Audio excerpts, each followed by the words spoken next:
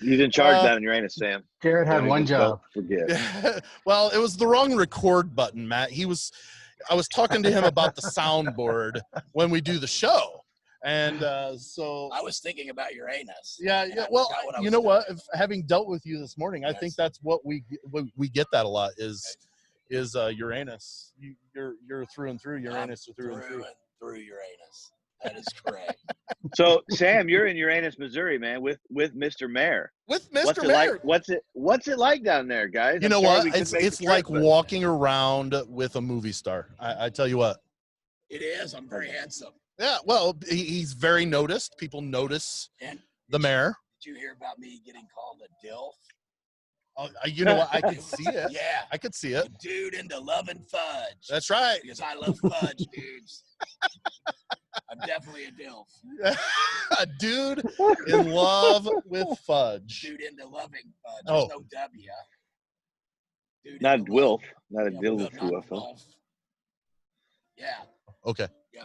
You said I stand corrected. Geez. Well, I think everybody agrees I'm a DILF. Yeah, well, hey, you come into Uranus, he's going to be in charge, Sam. Don't joke around about that. Sam can't believe how many people, a lot of people come in Uranus today. You see them everywhere. Yeah, they're all over the place. There's a lot of people here in Uranus. It's busy. You have a lot going on here in Uranus, and people are noticing, I think. Are you noticing the people in Uranus is my question. It's so big, it's hard to. I'm going to try to find your Facebook thingy and share it. Do it. The many, you got to be a loyal lounger. We're exclusive. Yeah, I know. I'm just saying it's exclusive to Be a Loyal Lounger. So since you're part of the page. But people wouldn't be able to see. They'd have to come and be loyal loungers. See how that works? You know what? Wayne still hasn't come back. I wonder if something happened to where he got booted or he got mad at me. Maybe that's what it is. Goodness, I hope not. He called us so professional last time. Maybe you see what's happening now. We had a late start. Up. Hey, we do have our guest. Guys, we got Wayne McFarland to come back. He is the author of Tales from the Day. That book that Richie's holding up right there, it is amazing. The stories in there are great, and we're going to talk to Wayne and have him kind of share those stories with us. Really excited to have him in. Let's bring him in, gentlemen. It's good audio right here. It is. Good casting. Wayne, there you are. You left for a minute. What happened? I'm not sure. It could be because I chose the exact moment that I joined the meeting to fiddle with the plugs here. Oh, well, so you accidentally probably kicked it dead is what happened. I think so, yeah. I was laying with his feet up in the air, but I'm back. Okay. Well, hey, thanks for coming in. We really enjoy having you in the last time for the show, and it was so great. We wanted to at least bring you back for a live segment so you can share a little bit more of your book, Tales from the Day. I don't have the book on me. Richie, will you want to give the tagline underneath that? I've got it. Tales from the Day, life-shaping events that, truth be told, all happened under the heading of Oops. Pick up your copy today. Yeah. Perfect. I wonder if we're getting cut off. Perfect. Well, hopefully our live feed is still working. We're having a little bit of. It says live, so we're still going, Sam. It's still showing live on the page. So I don't know. It could just be me. It might be. Can you? It's still showing. Maybe I'm not a loyal lounger. Yeah, Wayne, he's not a loyal lounger, I don't think. And you know what? That's a problem. Just not very loyal to the lounge. You ought to have a membership card. Yeah, well, you know what? We are doing our recording our 50th show here in Uranus today. And we are so psyched, and we're sitting here outside. It is beautiful. You ever been to Missouri, Wayne? I have been to Missouri one time for bass fishing, and that's greatest bass fishing in the world, and the home of Mark Twain. Yeah. Is that Joplin? No, it's Hannibal. Hannibal. Joplin's the other one that I always get confused Wayne, for some reason. I see mountains in your background. Where are you at? Colorado. That's beautiful out there. I love it. Yeah. So Wayne, there are 3 stories that I actually kind of thought about, and I need to know a little bit about I've read your book, so I kind of know it already, but I like the story. The day you became an ass producer, that's an unusual statement, and it was intriguing. Well, what happened was we under the heading again of Oops, I had just come to California and I was spectacularly broke. I mean, you know, live in your car kind of broke. And we started doing really what were slideshow commercials, where there'd be stills and then music underneath for people selling roofing tiles or whatever. And in one of the presentations we made selling, I don't remember, tar or something, a guy saw it who was associated with a big amusement park in Southern California. So he called us up and he said, I saw you had a laser in your presentation. I mean, this goes back way, right? It was still at the stage of where people used to say a laser was a solution in search of a problem. And I said, yeah, that's us. And he says, could you do a laser rock and roll show? Sure. I said, of course we can. I don't have any. You never say the word no in your business, right? No, absolutely not. And so anyway, the laser to create a show, doing a soundtrack is relatively easy. So we cheerfully plagiarized all kinds of hits at the time, put a soundtrack together, and then you've got to have what are called optics to shoot the laser through. Right. And it's sophisticated things like shower door plastic and other things to diffuse the light and give you strange patterns. Right. So we had found a guy. There was only really two guys in California that could build optics for laser because it was so new. One of them had landed a huge, well-paying gig at Griffith Observatory in the heart of LA, and the other guy had retreated into his cave due to going to meet his wife at a Renaissance fair and finding she had taken up with the fire eater. So he was pretty depressed. And I finally found where he was licking his wounds and gave him the pitch, and he heard me out and he said, I'll do it. I'll build you your optics. That'll show that thus and so. Right. So we're getting all this together, and at the amusement park, the sub-director of entertainment was really mad because he thought he should have been given the show, basically. So he was shrieking away and predicting the fall of the sky, and it was going to be the most terrible thing ever. And so I had to spend most of my time placating the executives at this music park. Yeah, we really can do this. Yeah, you want to hear the soundtrack? No, you don't want to see the lasers yet. No. This was the soundtrack. So comes the day of the show. There we are, and the laser showed up, but it was bright sunlight, so we were just hoping it was working. But my lovelorn friend had not shown up with the optics, which made the whole thing work. So it got to be 2 p.m. against the 10 o'clock showtime, and he showed up, and we positioned everything, and I said, okay, now program the show. And if the alien had popped out of my belly, I don't think he could have given me a more surprised look. He said, what do you mean program the show? I said, well, you know the optics here, and I don't know them, and so program the show, pick the optics that are going to go with the music. And he looked at me and he said, I'm not doing that. No. If this baby sinks like the Titanic, I'm not going to get involved with that. So I looked around the stage and everybody's looking away, looking at the corners. And finally, a friend of mine there who was in the music business came up to me and he shook my hand and he said, congratulations. You are now an ass producer. You better pull this out of your ass and you better do it quick, And then he took a chair and he sat it down in front of the screen. By now it was getting dark. So I had him run through. Now this is the artistic sense, right? I had him run through the effects. And as I remember, we had 20 song segments and there were like 60 effects. So I just wrote them down, weird apple tree, strange green one, things like that. And then I assigned at random 3 of the effects to each of the 20 songs. That was it. No run through, no nothing.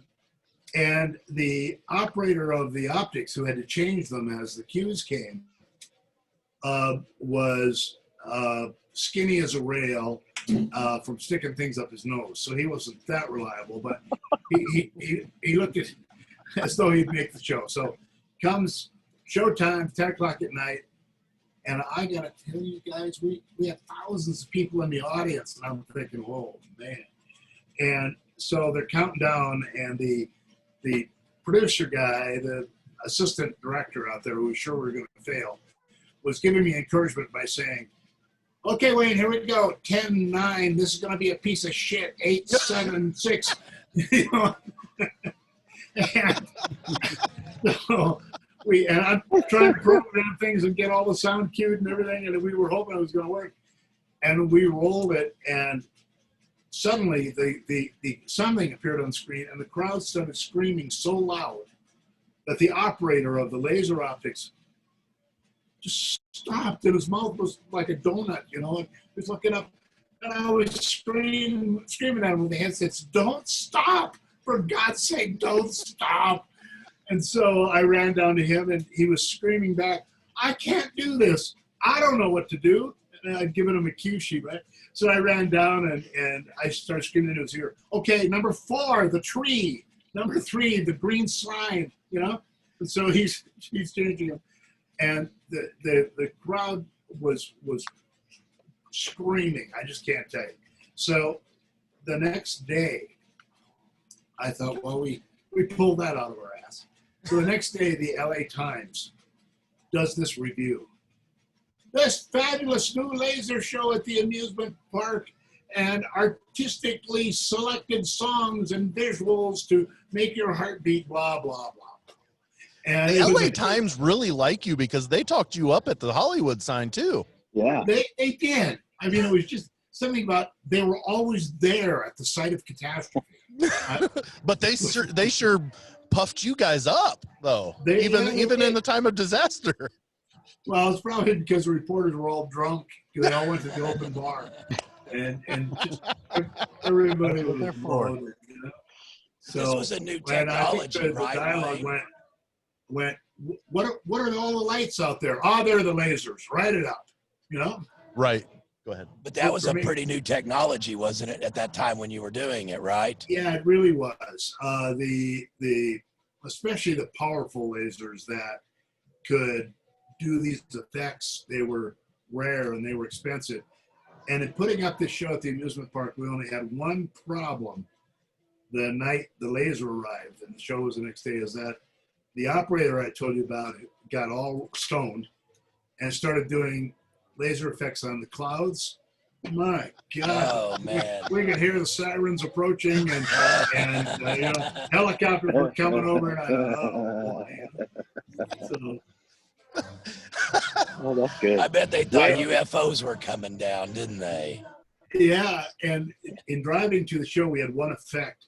There was a long plastic tube. So the 2 cops pulled us over, and they were younger, and they heard our explanation, and they looked at the tube, and they looked at each other and said, well, for showing us the world's longest bong, we're going to let you. Oh, I love Wayne. Wayne, I love your stories, man. And that's how I became an ass producer. Well, the fact that during his countdown, he was basically talking smack to you right in the middle of the countdown. Yeah. Every 3 seconds or so. This is going to be the worst thing ever. 4, 3, you know what I mean? So Wayne, when you've gone through these throughout your life, what's it like now? Are you still kind of living this lifestyle that you barely survived after almost getting gored by the bulls and getting attacked by them? And what's it like now? Well, I tell you, of course, we've got COVID in the mix, but here comes what's going to sound like speaking as an ass producer, an ass-kissing remark, but really it's true. What I've really enjoyed most of all, I think, was being able to compile all that weirdness, and then to meet the few people such as, well, you know, you guys who also think it's really weird stuff. Oh, yeah. And get a chance to talk and whatever. I mean, I've really met some great folks. So to answer your question, pretty much a shut-in these days with the COVID thing because we're kind of vulnerable to it. But on the other hand, with Zoom and so forth, I put out the word that this was available, and only the folks who, let's say, are of a similar mindset, such as, well, again, you all, responded. So it's been, in that sense, it's been great. Cool. Awesome. How long did it take you to compile and write all that? Well, it wasn't a year. It was some months, but Right. I just tried to pick all the stories I'd tell at a bar for free beer, and the ones that my relatives, would hear again and roll their eyes and go, "Oh God, not the shark fishing story again, please." So I would have to say, to answer your question, I got kind of obsessed with it. So I think probably to put it down on paper, because I wasn't inventing material, honest. 4 months, 5 months, something like that. But then from story one to, till the last one, that was upwards of 30, 40 years, right? Yeah. It was spread over a long period of time. Yeah. So the insanity sort of went on forever. Right. Right. You've got a nice Christmas gift to give all your relatives. They can read all your stories again. But tell them they need to buy it first. That makes holiday shopping so much easier. Yeah. Here, have you read my book? That's it. And it's Amazon is the place to get it because Jeff Bezos needs the money. Yeah, you know what? Yeah, I've seen that he's in some hard spots that he probably could use the help. Yeah, he does. Yeah, and his wife. Yeah, and most of his hard spots pictures were taken up and posted on the internet. Yeah, poor guy. I saw his ex-wife is now like the 4th richest woman in the world or something like because that. of the amount she got in the divorce. Yeah. Is that right? Yeah, isn't that crazy? Man. $37 billion. Makes you think, fellas. Yes. I bet your wife's thinking, I hope that book's a bestseller. That's right. Crank that baby out, pal. Hopefully it's a bestseller because I'm tired of listening to him tell the stories. Yeah, absolutely true. Go ahead, Matt. Yeah. Oh, I just got to ask about the Colorado fireworks, just because they kind of stuck out to me as they weren't the day that something happened. It just says Colorado fireworks on there.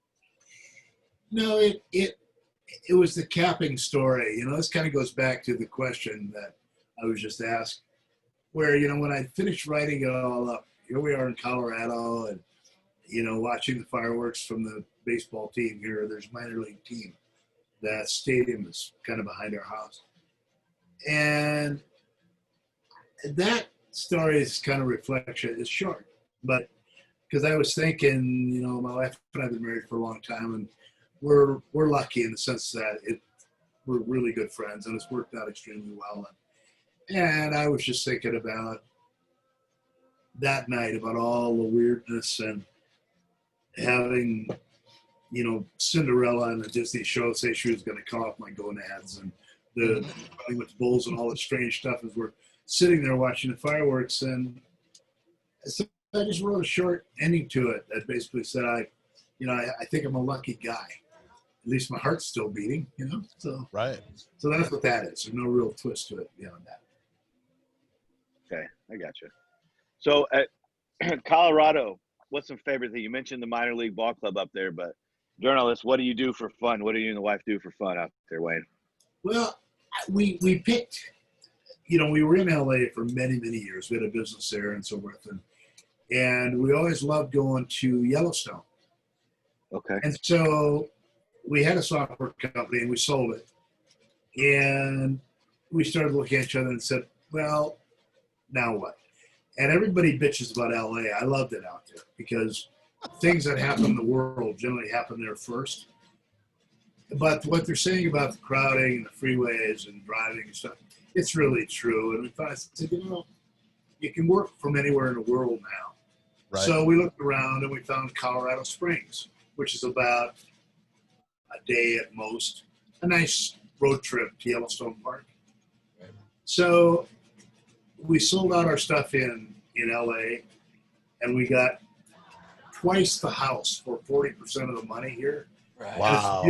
It's beautiful. You can see the mountains. That was taken right from my house. Okay, so that's an actual shot that you can see from your house then. Okay. Yeah. Wow. And Beautiful. and the town itself is really multiracial, multicultural, and there's a lot of military out here. Right. So the neighborhood we're in, there's a lot of military families, and they're really good folks. Kids are very well mannered. It's just a great neighborhood and a great town. And I sometimes I miss Southern California. I mean, there's no place like it in the world. Right. But with COVID and everything going on there, we're happy here in Colorado. I'm telling you. Yeah. Right, I bet. Yeah. Well, Wayne, we're running right up on about 20 minutes, and I'd love to keep you on, but we can't. We're on a schedule in Uranus. That's broadcasting. We want you. We definitely would love to have you come back, even on another live, to share just a couple of things that's going on in your life or whatever. But today, we greatly appreciate you joining us on this special day. We've had a really good time. Yeah, it was awesome. Thank you, Wayne. And anytime, guys. I love being on your show. Well, we appreciate it. And Wayne McFarland, Tales from the Day, the author of that. And Richie, the tagline for that is, again? I got you right here. Life-shaping events that, truth be told, all happened under the heading of Oops. Find it on Amazon. It is a fantastic read. It's nice because you can read it in just one chapter at a time, and you're not going to get lost if you pick it up a couple of days later. Not that you want to, because it's so darn interesting, and it's great. They're great stories. Pick it up at Amazon. And Wayne, thanks so much for joining us today in live in the lounge. See you, Wayne. Thank you so much. Bye, guys. Thanks, Wayne. That was a lot of fun. Yeah. We're not done yet. Oh, well, I'm just saying that his part of the show was fun. Yeah, that part was. Yeah. That part was The rest absolutely. of this is going to be crap. I like say it. Wayne McFarland, that was your first time listening to him. Pretty interesting stuff right there. That's pretty awesome. And the thing is when he was on with us in the show, he talked about running with the bulls in Pamplona. He talked about taking a monkey on a road trip. Wow. And so, like, all of these things are just incredible stories that you would think, no way that happened. Right. And to think that he's got about 26 or 7 different titles like that, it's insane. It's great. But the stories are fantastic, and they're funny. They're funny. You know, hearing him one tell thing the stories, man, I did disagree with him on one thing, though. What's that? Because when something's going to happen in the world, it happens in Uranus first. Yeah, I did hear that. It's in Uranus. Yeah. well, maybe I guess. Yeah, maybe. I mean, that's how I feel. So what's the setup behind you guys there? I see a lot of people moving around having a good time. What's going on? Back behind me to my left a little bit, so that way is the entrance to the fudge factory, Rich. Yeah. Oh, there's the door, garage door. Hold on. Up, garage door. Dogs are barking. Yeah. That's our garage door warning. Now, is that the front door or the back door to the fudge factory? I think it's the same, one and the same, right? That's synonymous, right? There is actually a back door where you exit. Yeah, you do exit out the back door of Uranus Fudge Factory. We do it the right way. You shouldn't be entering an exit door. Oh, what a good time with Wayne. I really liked talking to him. He's pretty forward. He tells a heck of a good story. He does. You know what I mean? So, hey, did you have something for to display? And this is like what makes me mad is we should have been doing this at the beginning. You're right. We should have. Because we have on hats that we could have had on Uranus hats. Uranus hats and Uranus on your head. Well, you guys, Louis is a Chicago Cubs, or not a Chicago Cubs fan. He is a St. Louis Cardinals fan, and we won't hold that against him here in the lounge. But he didn't like my hat so much. I've been embarrassed to say the least today. He doesn't walk around with me because of my hat. Because he talks to other Cubs fans. Yeah, there was a gentleman wearing a Cubs polo. I'm going to leave the price tag on. No. Oh, it's too small for my fat head. You can make it bigger. That's about as big as it gets. Oh, you can make it a little bigger. That's what Sounds like a said. conversation for Uranus. Yeah, you're in the right spot for that place. We are in the right spot to make a, yeah, right? You're right at the end. I am. Let's try Let's see if it fits my melon. So you just got the tip Yeah, Good enough, right? Good enough. There it is. It'll at least that's keep my good. melon from burning. Yeah. Keep my melon from burning at least. I'll put this back on so I can hear what people are saying. Oh, you don't want to hear. You don't want to hear it. You don't want to hear Sam, so you just got the tip left on the back of that, right? it. Yeah, the back of my head's kind of exposed right now. It is. So, what else is happening in Uranus today? I mean, looks like a beautiful Well, day. I don't know if you can hear the music in the background, but we got a little Jim lot of Croce festivities, going. Yeah. Okay. There's a lot of people walking around, taking pictures at the Sideshow Museum. We forgot to mention to Wayne that you have a sideshow here in Uranus. Yeah, I guess maybe next time. I can see it right straight ahead, the big Uranus Fudge Factory and Sideshow Museum sign that's all in neon. That baby is lit up at night. It is fabulous, man. You did a good job with that. I built it all by myself. I believe it. Yes. I believe. Sure did. 1,920 foot of neon. That's right. It's crazy. That's right. And it's the thing. And we noticed last night that it is a UFO that is in the mouth of a T-Rex, and there's a spaghetti monster in the UFO. Yeah, the flying spaghetti monster is the pilot of that UFO. Yeah. We'll post a picture of that sign. Can I ask a question? Sure. Since we've identified it as a flying saucer, can we still call it a UFO? No. It's an No. identified flying object, right? It's an IFO. It's an IFO. IFO. Yeah. I like that. Designed by a DILF. Yeah. Hey, did you guys know you could get these hats at www.uranusgeneralstore.com? I could probably get that up here. I was hoping we'd get a live one. I really was. Yeah. Just wanted you guys to know that. I was wondering what took you so long. Because I didn't want to upset Wayne. www.uranusgeneralstore.com. There you go. There you go. Yeah. Hey, loungers, thanks for checking out the Live in the Lounge. We are we're happy to be here. We're getting ready to record the 50th episode that will air next week. We're gonna have a good time. I also want you guys, I felt like this was a test to my interview skills because I got a lot of rules before this started. I mean, he laid the law down about what would and would not be happening and being said. So I hope I did. I don't like the fact that he didn't recognize I was asking, not telling. Well, I was going to say, did he just do what we do and just ignore it? Yeah.